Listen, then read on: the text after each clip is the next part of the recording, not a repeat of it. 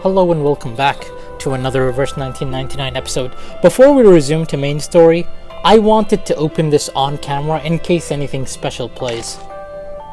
Never mind, nothing special played. At least, not to my knowledge. Anecdotes allow you to watch stories of all kinds. You can complete challenges to earn points and claim rewards. Use your Penumbra can to unlock the story. You can claim rewards after watching the story. Spending activity during the event period will always reward you image boxes. My thing is maxed. When the current version comes to an end, the challenge will close and the story will be permanently added to the next version. Hey! I'm all here for permanent stories, I'll be honest. I wish I could read some of the stories that I skipped. Quote unquote skipped. I don't know. I feel like I need to reread the first event, Melania event, because some details I missed. I'll be honest with you, I didn't care much about the story during Melania event. Anyways, let's keep going. Can we claim this? No? Complete challenges to earn points. The more waves you clear, the more points you earn. This is where you can exchange your points for prizes. Let's look. Yeah, these look like good rewards. Maybe I'll check this another time. Do let me know if you want to see me play this. It could be a stream, honestly. I don't mind. Whatever, let's continue. The Star. I don't know why. It's funny to say this. Oh yeah, this is episode 37, huh? Damn. To think we're on episode 37 already. Crazy, by the way. Divination in the day. You will meet countless great diviners before the real answer is revealed.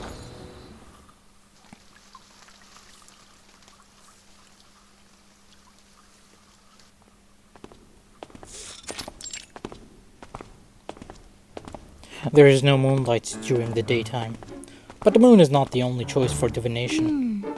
Judging from the omen, it's at the northwest, the beginning and the ending of the ring, where the wall reflects repeatedly. Holding the crystal orb with both hands, Matilda keeps adjusting her position while trying to figure out the vague vision in the sphere. Sotheby follows her with a curious face. The northwest of SPDM. This one is straightforward. The beginning and the ending of the ring is not a problem either. The icon of the computing center is exactly the Ouroboros, a serpent eating its own tail. Here we are. I like how they actually planned her expression. Hey, that's pretty cool. But where the wall reflects repeatedly, does that mean a closed room with mirrors? She's pointing at her own head like a genius, even though she's asking herself a question. While clearly confused, it's not like she answered her own question. You know, I love Matilda. The mirror in the display center is a huge kinescope in the wall. And the one in the airtight laboratory is a crystal clear observation window. The one in the rehab center? No. The mirrors in the operation room have been replaced with curved electronic screens of steel structure after that Xenopilot made a scene. Xenopilot? More like Lilia, Russian pilot. So, where is the answer? She slowly turns around, trying to find the perfect angle for a clearer vision. I can't wait for Sotheby to answer this. A white figure storms away from her side, almost bumping off the orb she tightly holds. Hey! You just hit me! Shouldn't you apologize? Where did you come from, dork? Wasting my time. The man groans a curse and hastily leaves the place with his hands covering his nose and mouth. What? How could he say that? That's rude! That gentleman doesn't look well. He's covering his face. His nose is running with purple liquid. Oh dear. Did he drink a whole bottle of purple Chrysandra juice? He needs treatment immediately. Oh, if only I had brought the Phoenix Heart Nerves with me. He ran towards the rehab center. Nothing to worry about. Just another patient trying to prove he has recovered. The hasty man has disappeared completely. The little incident doesn't raise anyone's attention. The rehab center has all the facilities and medicines he needs. He will be properly treated. But why is he wearing the uniform of Laplace? And where's the receptionist here? The lobby of the Scientific Computing Center welcomes them with a deafening silence. The counter is no longer busy with people, but with auto-recognition devices instead. Does everyone go to the weekend party night? Probing around the center, the temporary investigator seems determined to dig out a party gramophone from somewhere. Absolutely not. The researchers here are too busy to do that. The computing center is working on the most urgent and vital project, the research on the immunity to the storm. We should not disturb them unless it's an emergency. So please stop calling the office and put down the telephone, Miss Sotheby. This is not the ear of a tea kettler, and it won't take you to any twist balls. The monitor assistant can't stand the difference in their terminology anymore. By the way, I just want to say, I like how Matilda sounds desperate. That's cute. Je sais qu'elle est débutante, mais quand même elle est trop bizarre. Guide new members with caution and patience. Trigger the Rafflatus at the right time. J'avoue que Verten a remporté une victoire temporaire sur ça. The language flip is amazing. Her mumbling is interrupted by the owner of the cheerful footsteps. Miss Boonish, I just read the map on the counter. You mentioned where the wall reflects repeatedly. Does the vision refer to the racquetball center here? You see, its icon is a bouncing ball. I'm telling you, Sotheby answers it after all. Let me take a look. She's a genius, I say. But is Matilda willing to admit that? Found it! This is really the right direction. Next, empty boxes, glasswares, and copper pieces. Looks like our destination has piles of metal. The vision in the orb is growing clearer, proving that they're heading in the right direction. That eases Matilda's upset mind. Good job, Assistant Sotheby. I have to say, I might have gone a bit too hard on you. You are more capable than I thought. Thanks to your prompt reminder, we have saved quite some time. Sotheby is glad to help. The young lady gladly hops along the way, while she doesn't give up peering at Matilda's crystal orb.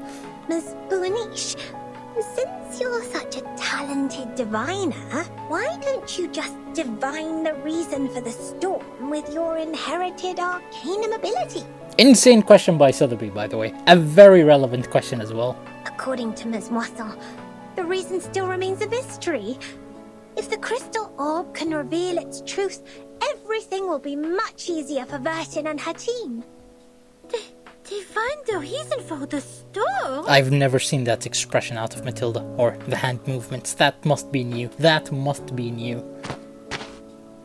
The brave assumption astonishes this great diviner. She almost drops the orb. That's impossible for sure. It's a typical mistake of laymen to believe one can see everything through divination. You are an expert on potions and arcane creatures, but you have little knowledge on other subjects. Haven't you received any systematic education on Arcanum? Education on Arcanum? I'm of course well educated in Arcanum, with Ms. Moisson as my tutor, and my arcane friends such as Typhon from the Auto Island, Jupiter, and... Alright, enough!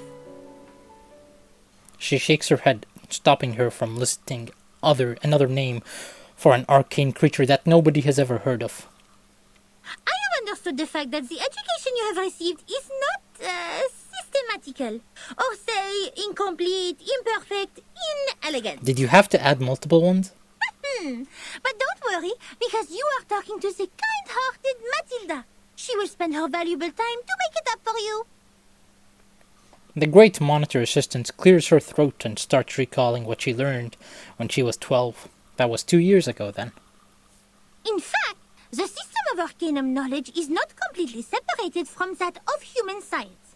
For example, the modern pharmacy and chemistry actually originated from the experiments of potions and alchemy in the ancient times. They developed into two different systems because arcanists focused more on the knowledge ignored by scientists. which is Gnosis. The knowledge we learn from divination is exactly under this category. Wow. Sotheby's eyes light up with an amazement. Matilda takes out her notebook and draws her a brief sketch in it. Let me fill you in with more details. If two human researchers test Snell's law at two different places at the same time without making any mistakes, they will always reach the same conclusion. Or if two potionists use the same ingredients and follow the same formula to make the cough cough stop stop potion separately, their products will also have similar effects. Cough, cough, stop, stop potion. You know, if it's one thing if Sotheby says it, it's another when Matilda says it. What is that? However, if two diviners respectively perform divination on the same thing, they will probably see totally different visions. Because what the divination shows is merely omens. The interpretation of these omens is in fact a kind of subjective deduction based on the reality, and there is no such thing as a standard answer. Even if the two diviners draw the same conclusion, it is more of a coincidence than a result that implies generalizability. So diviners never check the accuracy of their divination through the review of peers. And this is an example of Gnosis. Unlike human sense, it is unique and possesses no universality. She puts it away and wiggles her index finger. In other words, even if someone finds out a reason for the storm through divination, they can't have other diviners verify it, because 100 different diviners will give out 100 different conclusions. The scene will be even busier than a concert at Music Verein. That being said, the more possible result we get from the divination is nothing. Divination cannot bring knowledge which the diviners have never learned. The divination of such world-class knowledge, as complicated as the reason for the storm, can only be performed by world-class diviners. We may find one or two diviners like that if time continues to be reversed. Like Nostradamus. But he lived in the 16th century. Then let's go back to the 16th century. Wink wink, foreshadowing. Besides, even Nostradamus is not always right. But Miss Boaniche is. Oh, she's hitting him with the, yo, you're a genius. Oh man, Sotheby's about to flip Matilda's ego against Matilda. Thanks to your divination, we're getting closer and closer to that report, right? You are right! Finding items, interpreting dreams, and making simple prophecies. All these things are just a breeze for the bright and clever Matilda. But inquiring about the storm is beyond my ability, and it will only bring misfortune. I will never make such a stupid mistake. Matilda regains her radiant appearance. In fact, this half of the report and the handwriting of the author are perfect divination media. Besides, our target is not far away from us, and I'm familiar with the surroundings, which have made things much easier than usual. It is true diviners can improve the accuracy and controllability of their gnosis by practicing repeatedly, holding the rituals properly, and making targeted preparations. But that still doesn't mean the result will be absolutely accurate. Sotheby nods. No one can tell from her face whether she truly understands that announcement or not. Reading the vision in the orb, Matilda leads Sotheby around another corner nimbly. The report says that person who mentioned the School of Numbers claimed she was enlightened about the year of the next storm. Is that also by divination? I am not sure what kind of arcane skills they used, but numbers are indeed a kind of omen too. I am not talking about the specific knowledge of mathematics, but the numbers themselves, because they are even more abstract than images and languages as kind of symbol. Even so, there is no way for us to verify this prophet, unless it really comes true. Hey, listen. So far, here's my impression about this chapter, or the star. Is it asking questions? Not answering many questions, but you know, at least it's progressing the story. This is interesting. It's not just a spam of random battles, sprinkle some lore here and there, sprinkle some interactions here and there. I don't know, I'm liking this. That is also why it takes almost nothing to spread a prophecy. My mother told me many people in the outside world write to the Foundation every day. claiming to be prophets who can predict the doomsday and thus requesting unemployment benefits. The doomsday? Unemployment benefits? Oh my! The outside world is far more wonderful than I thought. How fascinating. This Boaniche is even greater than I expected. You bet! Wait, did you mean I was not the greatest?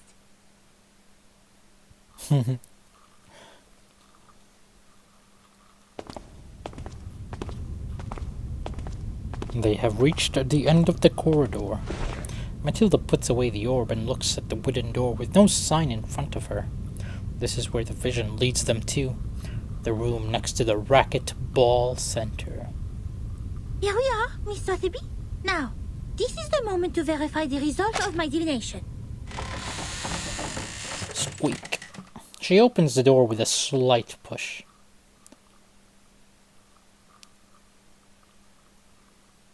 To be continued. You know, speaking of the door, I should probably do door soon. I just don't know when. Oh. I pray, please, God, bring back the old narrator.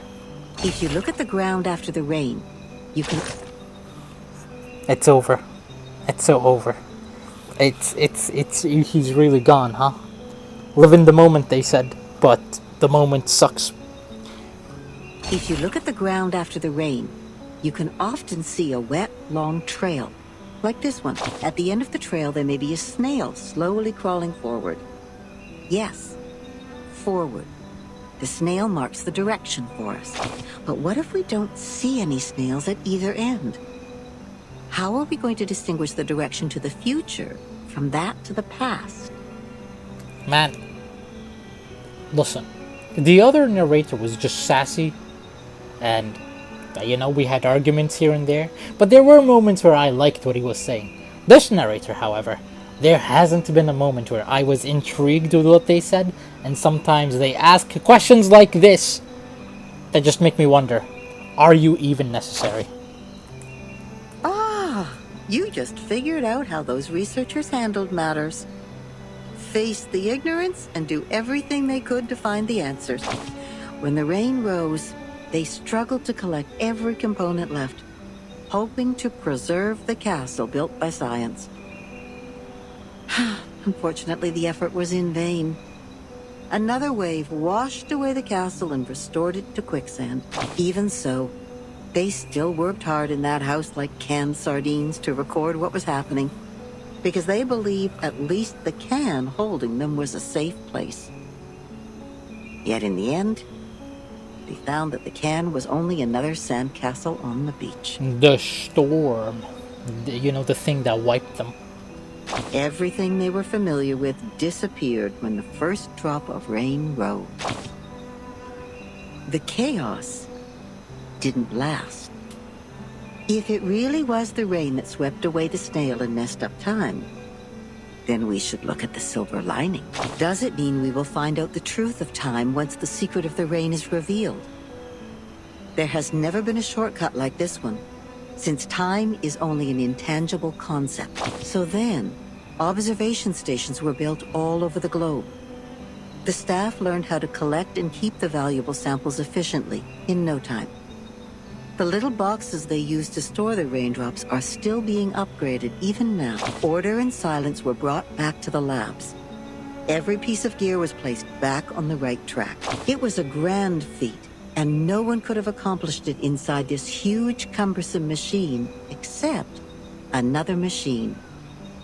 She took no sides and sought only predictable results. That's why she made a decision as soon as she read that report and its attachment on her desk. The former was about a delicate component which flapped like a butterfly in that huge machine.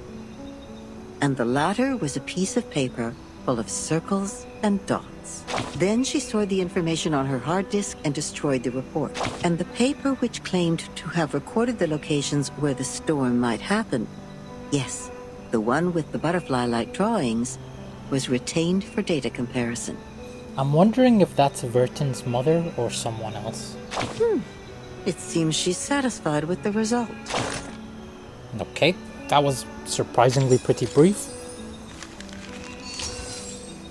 The Lament in Silence. So we went from current history. Wait. Look at look at Sotheby's chess piece. Why is it doing that? It's glitching. I don't know if that's supposed to be intentional. And now the Lament in Silence. That invisible hand raised up high easily plucks a star from the sky. Is that why this chapter's name is The Star?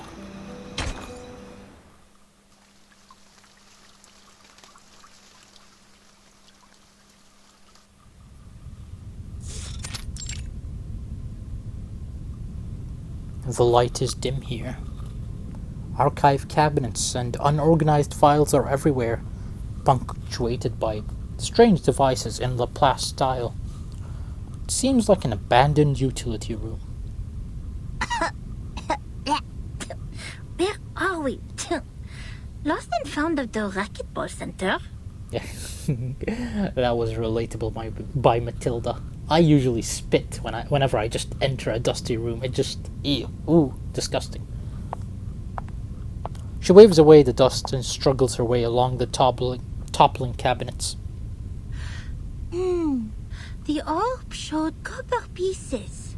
We need to find something that seems to be locked, but is actually not. Found it! Nothing can stop the genius, Matilda. Matilda? She finds what she's looking for in a rusty drawer. Obviously the report has been here for a very long time. Its corners curl because of the damp air. Luckily, the writing is still recognizable. The trip to Egypt didn't go smoothly. The ship was hit by a common storm at sea. We were lost in the fog after that. Completely off course. Then something emerged from the water. Since the first storm, the Foundation has received frequent sightings of arcane creatures which should have been extinct in history. Gorgons. I had no idea what I was shooting at, even after I entered the deep, and I didn't know what to do. Those arcanists brought us back on course. She names the precise longitude and latitude of our location, even without using the sextant in the spare cabin. I wonder how she did that. Perhaps the world did look different in her eyes. Then when I was about to step on a random plank on the ship, she suddenly dragged me back. I thought it was only an inappropriate joke. The next second, the plank broke. I was stunned, and asked her how she saw that coming. She just answered me as if we were talking about the weather. Because that plank is deformed like a rhombus. I was confused. Where is the rhombus? She laughed. The rhombus can't be seen with eyes. You shall close your eyes, hearken to the teaching of the Supreme Existence, and seize the moment of afflatus. Of course, I didn't see anything. Nor did I understand what the moment of afflatus was. Perhaps it's just another privilege enjoyed by arcanists, just like their right to be lunatic. Nevertheless, she reached the correct conclusion in a completely wrong way. Is it really possible? I remember in my calculus class, the teacher wanted an answer to, I don't know, he was just putting random cosines, tangents, and stuff on the whiteboard, and somehow I made the answer be 1 equal 1, even though the answer was supposed to be sine equals number, right? Or something like that. I don't know what it was, but it was so random, right? Every answer in the chapter had a sine equal this, or x equal that, or cosine equal that, tangent equal this, and I remember making the answer be 1 equals 1, and the problem is, I was correct, and the teacher deadass looked me in the eye, looked at class, and he was like, listen, your answer is right, but it's wrong. And I'm like, what do you mean? He's like, this isn't the answer I'm looking for. And it was at that moment that my passion for calculus just died. You know, it's like, rarely do you find a way to twist the answer, and then when you do, my guy didn't even give me a mark for it. So you're saying I'm right, but you didn't give me the mark. Insane. Insane. You could say this is the moment that I became an anti-37, because had I been validated, maybe I would have pursued more mathematics.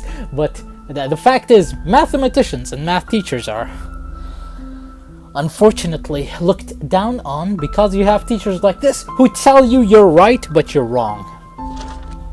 Anyway, she saved my life. But that was not enough to settle the differences between us. She remained rejective to working with the Foundation. And I finally gave up on the attempt to persuade them. My mission on that trip was not to make contact with them. Besides, what we needed was builders of the storm observation system. Not some liars who would only make things worse. As for the shelter they took from the storm, she wouldn't say a word, as if she were dealing with a spy who pried to find out the deepest secrets of the Arcanist. In the end, Hugh mediated between us. He gave me an address in Istanbul to which I could send the letters to contact them. After that, I spent more than half a year in the Egypt office. Things were even worse there than I expected. Some have gone missing after the storm.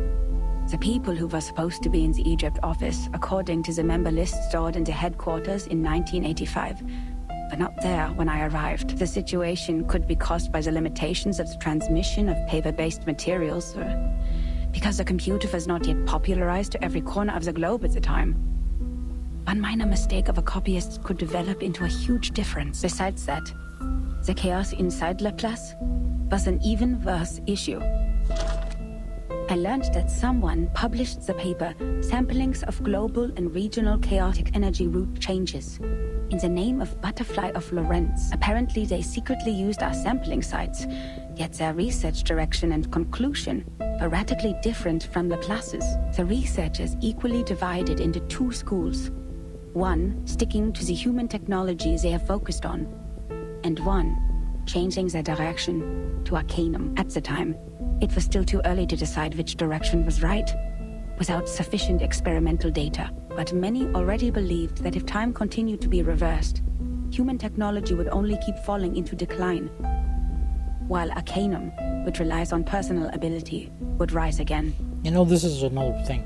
If Arcanum was here since the start of time, why isn't Arcanum many leagues ahead? They're speaking as if Arcanum is just something recent, you know?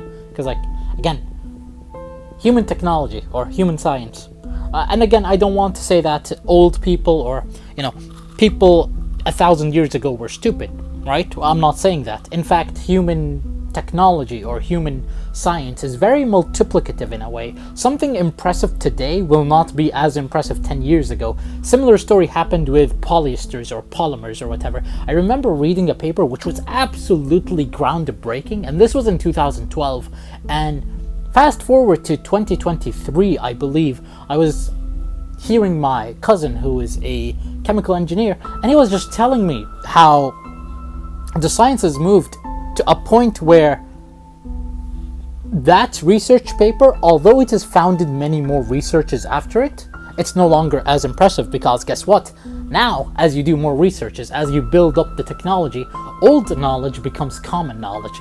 So yeah, if you want to build a very strong PC, well, guess what? You don't have to relearn 1,000 years of how we arrived at the PC, right? You just need to know the general knowledge, and then you need to know the specific knowledge, right?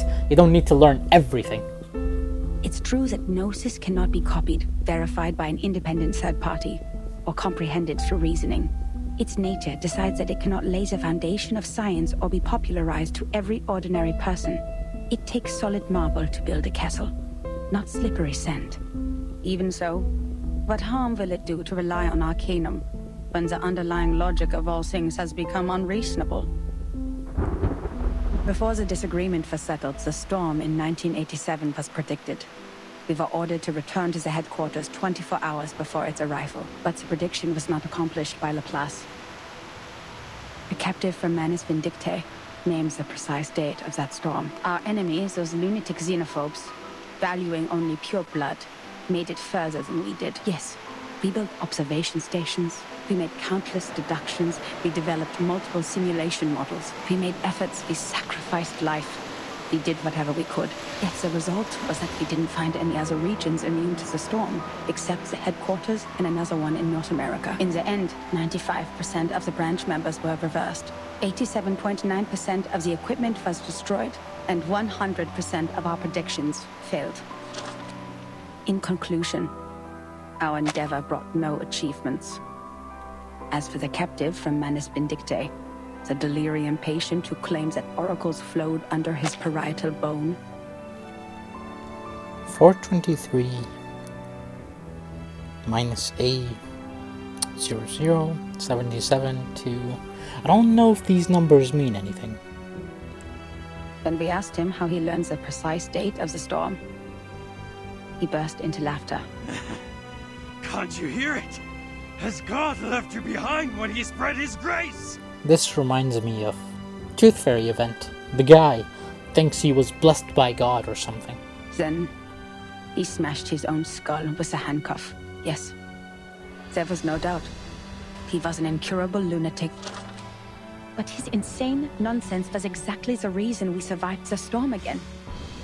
No matter how unreasonable or illogical it was, or how much a lie it sounded like. The numbers are still there. So we'd better believe we shouldn't go out in black today because the fish is swimming in the water.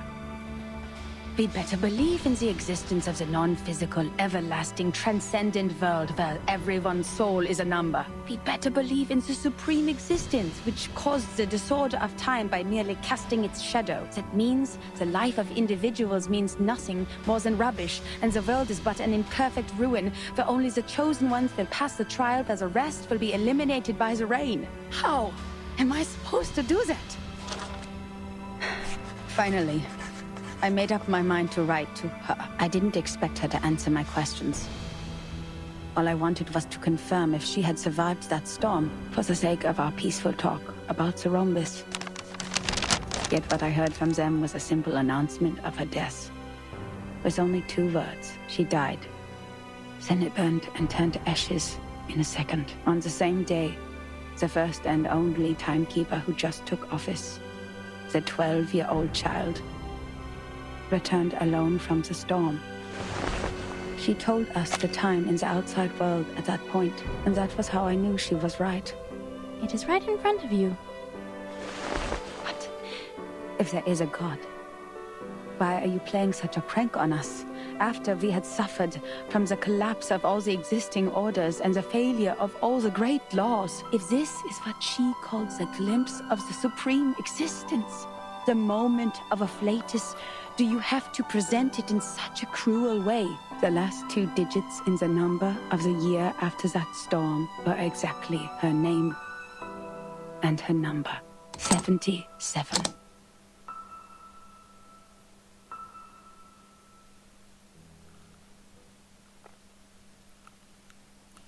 That kinda hit hard.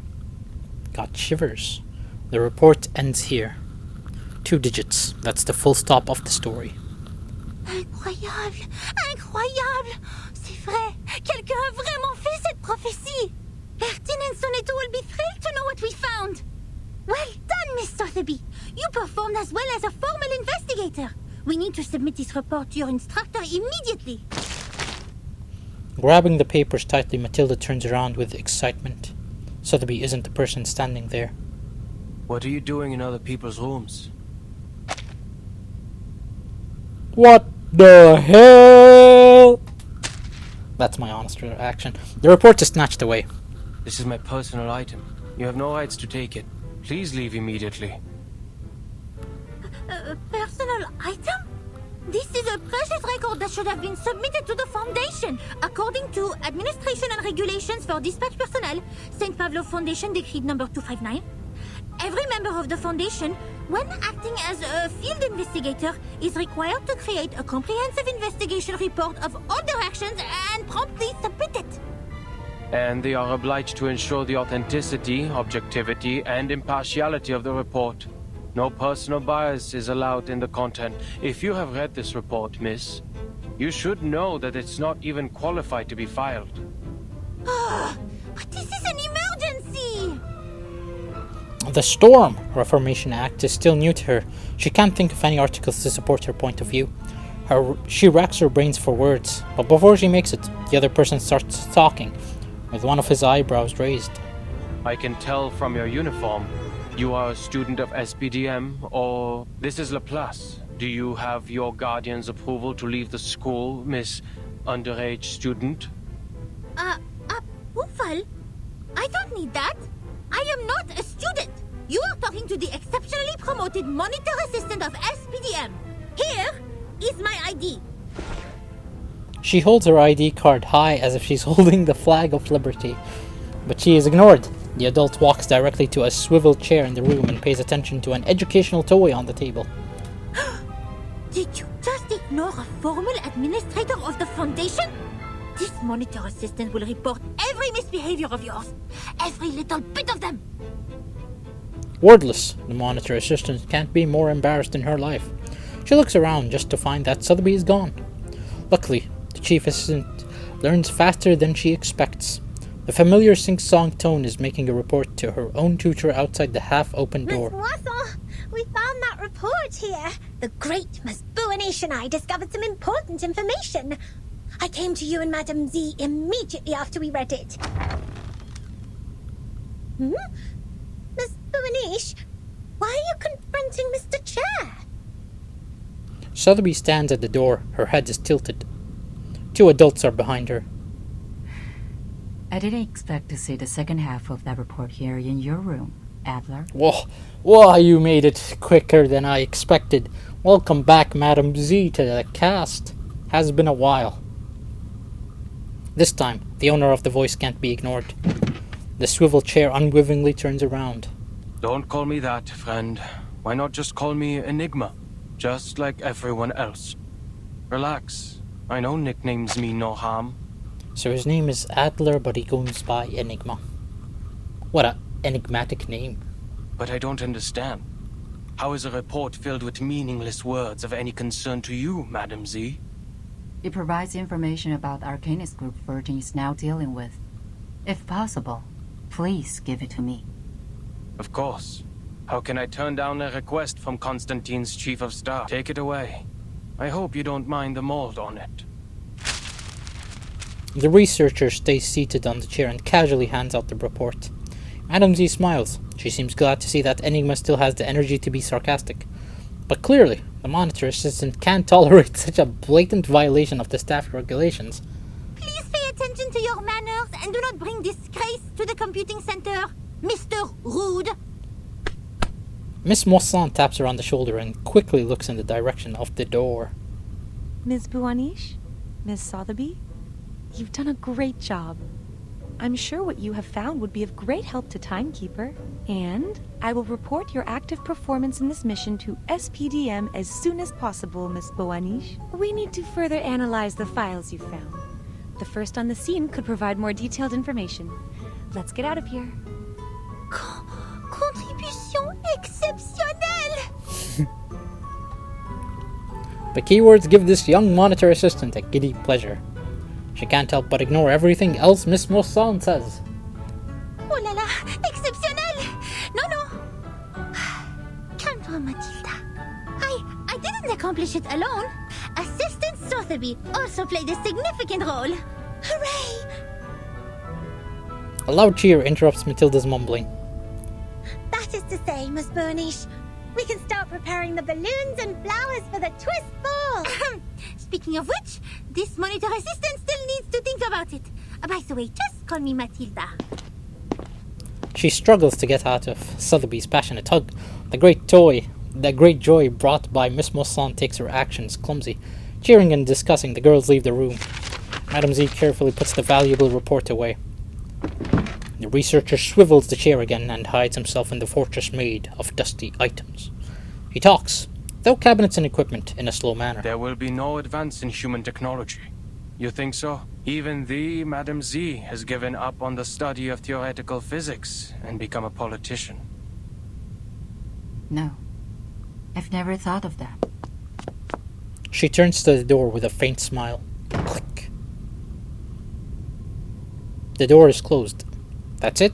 This is where it ends, huh? I mean, even if the cutscene continues, I expected more conversation between Z and Enigma. But hey. New direction. A new steam whistle sound. By all means, board the ship. Now, unfortunately, I would play this right now, but I am getting a lot of calls, so I'm gonna end it here for now.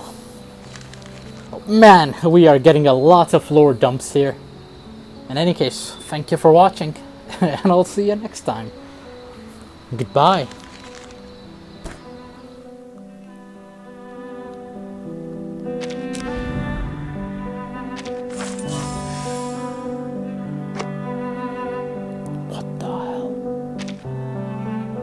I didn't know there were so many rewards here. God damn. Maybe I really do need to do this soon.